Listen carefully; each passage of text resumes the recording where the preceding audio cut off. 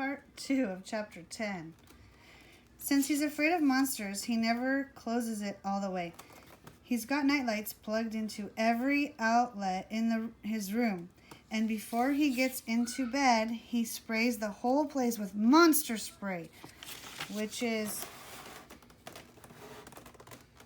nothing but scented water in a bottle with a fancy label. But he believes in it, so I've promised Mom and Dad I'll never tell. This time, when Fudge sang, "Good night, sleep tight," I crept into his room. I could see him on his bed, thumbing through one of his catalogs. "Good night, sleep tight," he sang again. "Don't let the monsters bite. Good night, sleep tight," came the reply. Only it wasn't coming from Uncle Feather. It was coming from my brother. "Ah!" I called, jumping into his bed. "Gotcha!" Fudge screamed. I guess I really scared him. Then he started bawling. Dad came running into Fudge's room, followed by Mom. She picked Fudge up. He clung to her. "What's wrong, Fudgy? Tell Mommy. Where does it hurt?" "You want to know what's wrong?" I said. "I'll tell you."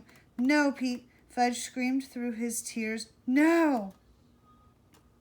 Mom and Dad looked puzzled. "What's all this about?" Dad asked. "I'll tell you what it's about," I said, whipping the cover off of Uncle Feather's cage. Uncle Feather's lost his voice, and Fudge has been talking for him. I caught him in the act. "What?" Mom said. "Your younger son is a good mimic," I said. "He almost got away with it." "How long has this been going on?" Dad asked. I half expected Uncle Feather to answer. "It's been going on for weeks now. It's about time you noticed." "Peter," Dad began. "Don't ask me," I said. "Ask Bird Boy." "Fudge," Dad said. Fudge buried his face in Mom's neck, slobbering all over her. "How long has it been since Uncle Feather talked?" Dad asked. Since, Fudge sobbed. "Since Richie Potter's first play date." His face was a mess of snot and saliva. "But that was weeks ago," Mom said. I gave him my best marble, the green one." "And you gave Richie Potter your best marble?" Mom said. "That was very generous of you." "No," Fudge cried. "I gave it to Uncle Feather. I put it in his cage and he swallowed it and now he can't talk." That unleashed another round of sobbing. "You fed Uncle Feather a marble?" I asked. "I didn't feed him, Pete. I gave it to him to play with. I didn't know he was going to swallow it and stop talking." "Wait a minute," I said. "How could Uncle Feather swallow a marble? I mean, look at the size of him." We all looked over at Uncle Feather, who stared back at us. "I gave it to him before I went to school, and when Richie Potter came over, the marble was gone, and Uncle Feather wouldn't talk." "Was that the day Richie Potter wanted broccoli for a snack?" Mom asked. "Does broccoli have something to do with Fudgy's marble?" Dad asked. "I don't think so," Mom said. "Does it, Fudge?" "No." Fudge started crying again. All this time, Uncle Feather watched from his cage. If you ask me, he was enjoying the attention. The next day, Mom called the vet while Fudge danced around her. "Don't forget to tell her about my marble," he kept reminding Mom. Finally, Mom said, "My son wants to know if our bird could have swallowed his marble by accident."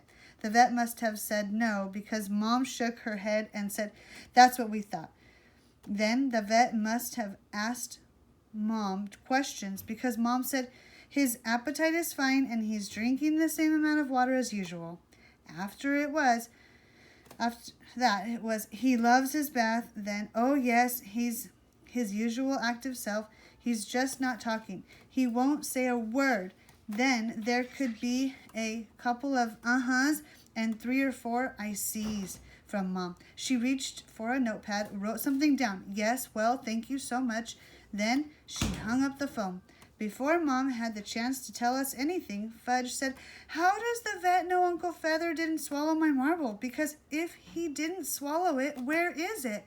"Probably with your missing shoe," I told him. "My shoe is on the subway, Pete." As if I didn't know. Everybody had an idea. Sheila stood in front of Uncle Feather's cage and said, "You need a bird therapist. Maybe something happened to him, some kind of trauma. I read a book about a girl who stopped talking because something terrible happened to her." "Like what?" I said. "I can't discuss it in mixed company," Sheila said. "Is that like mixed group?" Fudge asked. "No," Sheila told him. "Anyway, nothing terrible happened to him," I said. "How can you be so sure, Peter?" Sheila asked. "Because I live here, remember? Maybe it happened while you weren't home," Sheila said. "You have to think like a detective. Trust me, Sheila. I know what I'm talking about. A truly trustworthy person never has to say, 'Trust me.'" Sheila said, "Isn't that right, Uncle Feather?" Uncle Feather sneezed. Richie Potter came over for a play date and offered Uncle Feather money to talk. $5 if you say my name." He held up the $5 bill for Uncle Feather to see. "You're bribing Fudge's bird?" I asked. "What do you think Uncle Feather would do with $5? "I don't know," Richie said. "Well, think about it. I guess he doesn't get to go shopping."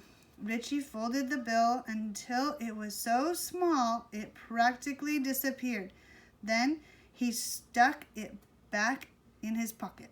"If you want to bribe him, try to favorite his favorite fruit," I said. "He loves pears." Richie and Fudge dashed off to the kitchen. Melissa said, "My mom says her acupuncturist can fix anything." "Her what?" Fudge asked. "Acupuncturist," Melissa said. "It's some kind of doctor. He sticks needles in you and you get better." "Nobody's sticking needles in Uncle Feather," Fudge said. Buzzy said, "Tough love. That's the answer. Don't let him push you around, Fudge. Let him know who's boss." Grandma laughed and said, "Really, Buzzy, Uncle Feather's not a teenager. He's a bird." Jimmy said, "My parents got divorced because my father never talked to my mother." That's the first detail Jimmy's dropped about his parents' divorce. "Uncle Feather's not married," I reminded him. "Maybe that's his problem," Jimmy said. "Maybe he wants a mate." I looked at Jimmy, waiting for more, but he just shrugged and said, "It's a possibility." That night I studied the Mina Bird Handbook. I found out that if you have two minas, they don't relate to their humans in the same way. They relate to each other instead. So forget about another bird. Fudge told everyone who would listen about Uncle Feather. In the elevator, he told Mrs. Chen, who's visiting her family from China. She speaks only 3 words in English, okay and no problem. But she listened to Fudge as if she understood exactly what he was saying. Then she nodded and said, "No problem." In the lobby, he told Olivia Osterman, "I once had a Mina bird," she said.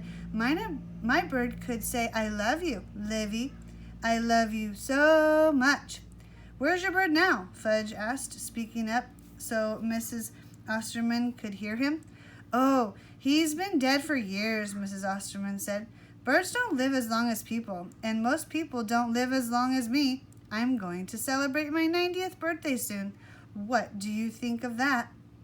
"I think that makes you a lot older than me." "Good thinking," Mrs. Osterman told Fudge. "I'm a very good thinker," Fudge said. "And sometimes I am too," she said, snapping her fingers, "because I just got an idea about your bird's problem. Maybe he's lost his hearing like me." "But you can still talk," Fudge said. "Yes, but I wear hearing aids. If your bird can't hear what you're saying, he might not talk back to you." I said, "That's the first real idea anybody's had about why Uncle Feather stopped talking." That night, after Tootsie went to sleep, we gathered in Fudge's room to find out if Mrs. Osterman was right. While the rest of us sat on the bed, Dad tiptoed across the room and slammed Fudge's door. Uncle Feather heard it. All right. He jumped off his perch, flapped his wings, and jerked his head from side to side. You could tell he was really upset. So much for Mrs. Osterman's idea. The next day, I went online and found a website called minabird.com. I sent a message asking if anyone knew why a minor bird would stop talking. I got 5 messages back, but nobody could give me a definite answer. Henry Belvenheimer came up to have a look. He watched Uncle Feather for half an hour. He said, just what I thought. Your bird's on strike, Fudge. On strike? Fudge asked. Yes, Henry answered. He's holding out for something.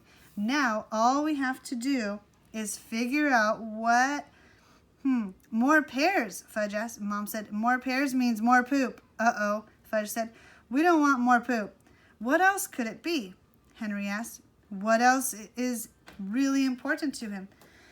Free time, Fudge guessed. He likes free time a lot. Don't we all? Henry said. He already gets 2 free times a week, I told Henry. Maybe he wants more, Henry suggested. I don't think we can handle more than 2 free periods a week. Mom said, not with what we have to go through every time he's out of his cage. What Mom meant is miners are known as frequent poopers, especially after they eat. So when Uncle Feather's out of his cage, all the furniture has to be covered. We put old newspapers on the floor, then we pull down the window shades and drape the mirrors because birds are attracted to light. But Mom, Fudge said, maybe that's it. Maybe it's not, she said, thanking Henry for his time and showing him to the door. Sorry about that, Mrs. H. Henry said he had as he was leaving. It's all right, Henry, Mom said. It's just that Fudge wants his bird to talk so badly. He's willing to believe anything. It must be tough on the little guy. Yes, Mom said, I think it is. Mom called the avian vet someone who only treats birds. That night after dinner, Mom and Dad sat Fudge down in the living room. Mom said, Fudge, this is what we're going to do. We're going to be kind and gentle to Uncle Feather. Friendly, but not pushy. Dad said, we're going to move his cage to a new spot for a while to see if that makes a difference. Not out of my room, Fudge cried. I can't sleep without Uncle Feather. We'll move him to another part of your room, Dad said. Maybe closer to the window so he has a better view. And then we're going to wait, Mom said. For how long? Fudge asked. As long as it takes, Mom answered. That's the avian vet's advice. And then he'll talk again? Fudge asked. We hope so, but there are no guarantees, Mom told him. If we have $1 trillion, we could find a vet who would know how to fix him. This has nothing to do with money, Dad said. Money can't fix everything. How do you know? You don't have $1 trillion. That's true, Mom said. We don't. But no amount of money will make Uncle Feather talk again. We just have to be patient and hope for the best. Poor Uncle Feather, Fudge said, and tears rolled down his cheeks.